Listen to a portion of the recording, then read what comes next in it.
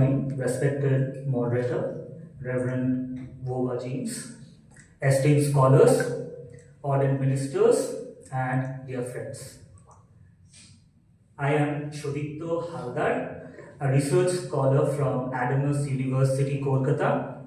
It is both joy and a privilege to present before you my paper titled Church, Conflict and Compassion, the Legacy of Father Frederick Wingfield Douglas.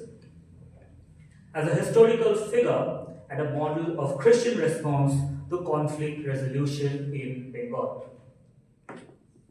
I come from Bengal, a land that has witnessed profound encounters between faith, reform, and social change.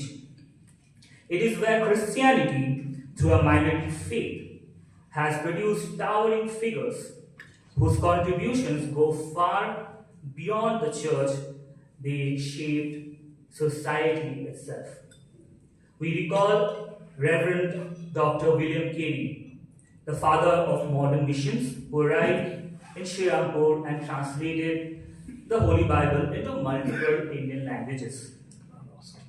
Founded educational institutions, I believe this college is affiliated to that too, and promoted printing as a tool of enlightenment. We remember Reverend James Long, who courageously defended indigo workers during colonial oppression. Reverend Dr. Alexander Duff, who through education sought to bridge faith, reason, and modernity. And I am a student of his college.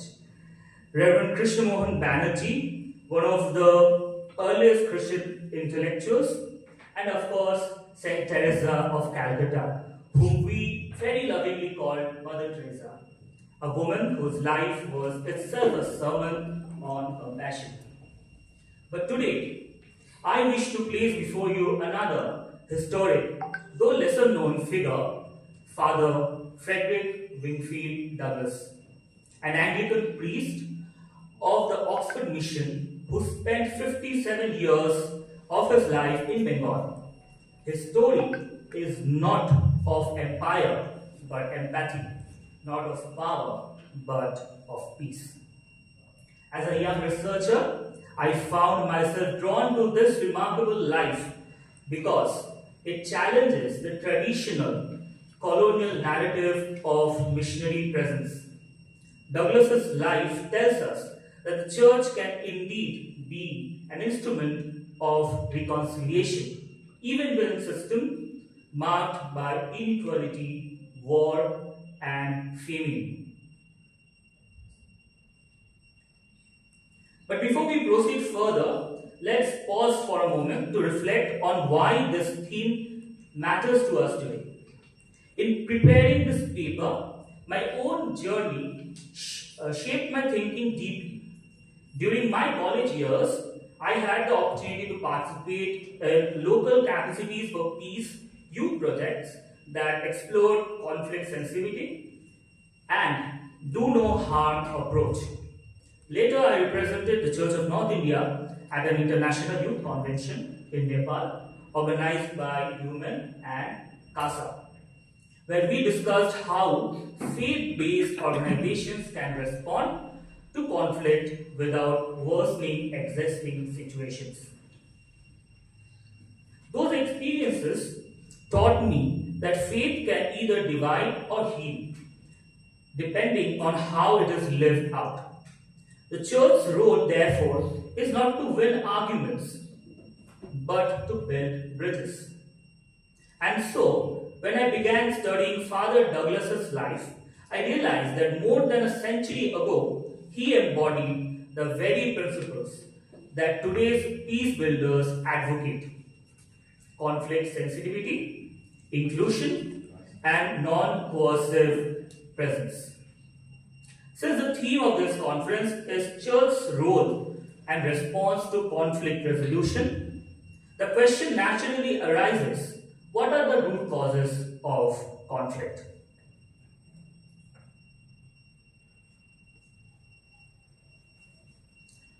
Conflict as we know, emerge from differences in belief, competing interests, scarcity of resources, cultural misunderstanding, and power struggles. But in Bengal of the late 19th and 20th centuries, these conflicts were intensified by colonial rule, class inequality, famine, and religious divisions. Amid all this, Father Douglas's ministry becomes a case study of how the church can respond not with dominance but with service and solidarity. Rather than asserting authority or pressing for conversion, he practiced humility, coexistence, and long-term service. In doing so, he offered a striking counter-narrative to the common perception of the missionary as agent of empire. His example has profound relevance for global church today, reminding us that our credibility in conflict zones lies not in power but in presence. Before we explore his personal legacy and role in conflict resolution, we must first situate him in a broader story of his institution, the Oxford Mission. The Oxford Mission began in 1880 when a group of Oxford graduates, inspired by Anglican High Church movement, responded a call from the Bishop of Calcutta, Edward Ralph Johnson. They called themselves the Brotherhood of Epiphany. Their vision was simple but radical: to live a life of brotherhood, prayer, and simple service, emphasizing community over hierarchy. Their first base was in Calcutta in Bowwater. The picture here you can see this was their first base. A place literally positioned between the British and the Indian quarters of the city. This was a symbolic. They wanted to stand between cultures, not above them. They opened schools, mission houses, and libraries. They engaged not through force but through dialogue, reaching out to students and members of reformist circles like Brahmo Samaj. This was not a mission of conquest but of companionship. Unlike many missionary groups in the 19th century, the Oxford Mission did not measure success by conversion numbers. They believed in witness through presence, a principle that would later define Father Douglas's entire life. This ethos of humility and disciplined community living formed the very soil from which men like Father Douglas would emerge. Father Douglas was born on 22nd July 1867 in England. Educated at Christ Church, Oxford, he was known as a man of discipline and action. He combined intellect with compassion and spirituality with practicality. After theological training at Cuddesdon College, he was ordained in 1889 and served briefly at St. Pancras, London. But soon he heard a call that would change his life. In 1892, at the age of 25, he boarded a ship to India with another missionary, Edward Manley. From that moment, India became his home. First Barisha, which is now in Bangladesh, and later Barisha, which is the southern part of Kolkata, on the southern edge of Kolkata. For 57 years, he lived among the people of Bengal, serving through famine, war, and transition. He was known as a preacher of doctrines, not known as a preacher of doctrines, but a builder, teacher, and a friend.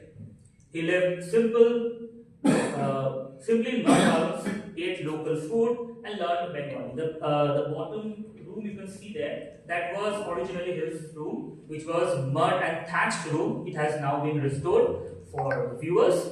And you can see the picture of Father Douglas. The picture was not very clear, it was restored by AI. We have a very dull picture of him, very rare picture. And the house, I have been there, and that's the house where he used to live. This, my friends, is what made him different. His leadership was not of command, but of presence. Now we'll move forward. What are his contribution in conflict resolution? Father Douglas's contribution in conflict resolution was not theoretical. It was deeply practical, tested in fires of global and local crises. The First World War. When the First World War broke out in 1914, Father Douglas volunteered as a chaplain in France. He could have remained safely in India, but he chose to serve those on the front lines. There, amidst the horrors of trench warfare, he ministered to dying soldiers, many of whom were barely out of their teens. His work was not about sermons.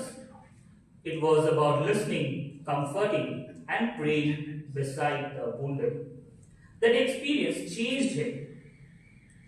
When he saw the fragility of life and futility of human pride, when he returned, he was no longer viewed mission as expansion but as reconciliation. The healing of wounds, whether physical or moral. That conviction would define his return to Bengal. One of the most devastating moments in Bengal's history came with the famine of 1943, when more than 3 million people died of starvation. You can see from the pictures the condition the people are in. You can literally count their bones. So this was the condition of Bengal in the year of 1943 when the famine hit Bengal. In Calcutta and its suburbs, including Barisha, people collapsed on roadsides. Children cried for food. Amid this, the Oxford Mission became a sanctuary of life. The government used what is now known as Douglas Ground as a relief depot. Inside the mission compound, giant cauldrons of rice and lentils were cooked daily. Hundreds of families, Hindus, Muslims, Christians, came to eat and to survive, of course. Father Douglas, by then in his late 70s, personally supervised the work, witnesses recalling seeing him weak but determined, ensuring that no one was turned away. There are hardly one or two person alive now who have seen this, and I have been to them, I have interviewed them, and they recall this, how weak he was even though he served the people. He didn't ask for conversion, but offered food. And in doing so, he prevented hunger from turning into hatred. Just like my last presenter who was saying, hunger equals anger. His kitchen became a place where scarcity was met with solidarity, not suspicion. This, dear friends, is where theology meets the ground, where the church becomes a shelter, not a slogan. Then comes the Second World War. During the Second World War, the parts of Oxford Mission compound were occupied by the Royal Air Force of the British Army. For a priest who had seen the trauma of war firsthand, this must have been emotionally difficult because he had already served in the front lines and ministered to a dying soldier, so it was very hard for him. Yet, instead of resisting, Father Douglas turned the situation into an opportunity for peace. He first sent the boys who were already residing at the hostels to their branch at Barisha. So, the person I interviewed was a student of Oxford Mission when Father Douglas was working there, and he told me that when the war was about to begin, they sent all the boys to their Barisha house, which is now in Bangladesh, to ensure that the soldiers were welcome and locals reassured. The mission chapel remained open for all those who required minister. The first picture of my slide was the mission chapel. Independence and reconciliation. Then came 15th August 1947, a day of joy and uncertainty. India was finally free. At the Oxford Mission in Barisha, a crowd gathered for the flag hoisting ceremony, and the villagers made an extraordinary request. They asked Father Douglas, a British priest, to hoist the Indian flag. So we don't have a picture of this, so again I have used AI to generate this. As the tricolor rose above the mission, witnesses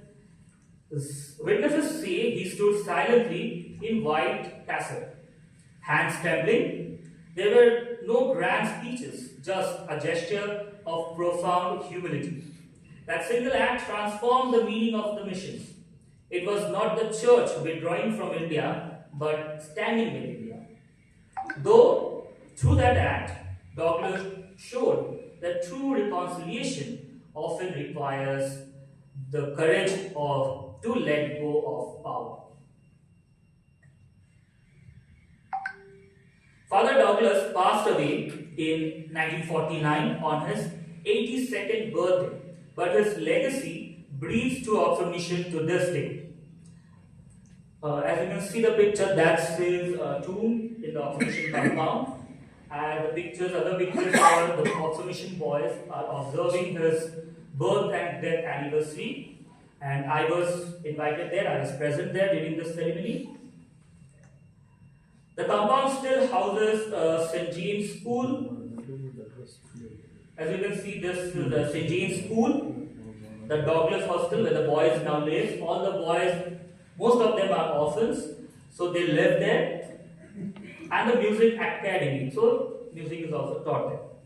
But that teaches both Indian and Western, symbolizing the harmony he lived for. There is also a hospice for HIV/AIDS patients, a hostel for children affected by HIV, an old age home, a nursing school, a youth self-employment center. The Epiphany Hostel continues to shelter working boys, and at the center of all it stands St. Peter's Church, vibrant with worship and community life. A church I am personally blessed to be a member of. So this is my church. These are not just institutions, they are sermons in brick and mortar, living reminders of how one man's humility can outlast empires. He came with the empire left, he remained, and his legacy still continues in its way, and it is still resolving conflicts in his way. Conclusion. To conclude, conflict, whether global or local, often springs from differences, power struggles, or scarcity.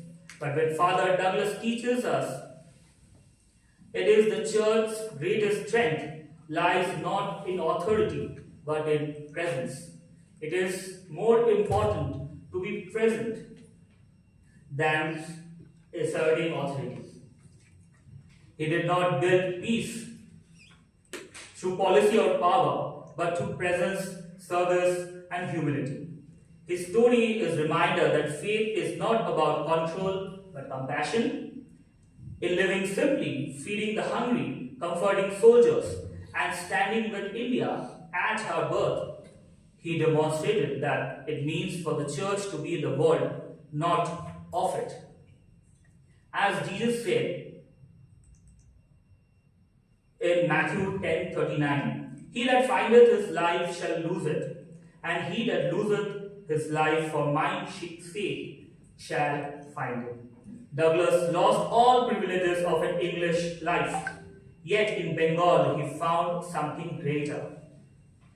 The love and trust of people who saw in him not a foreigner but a friend.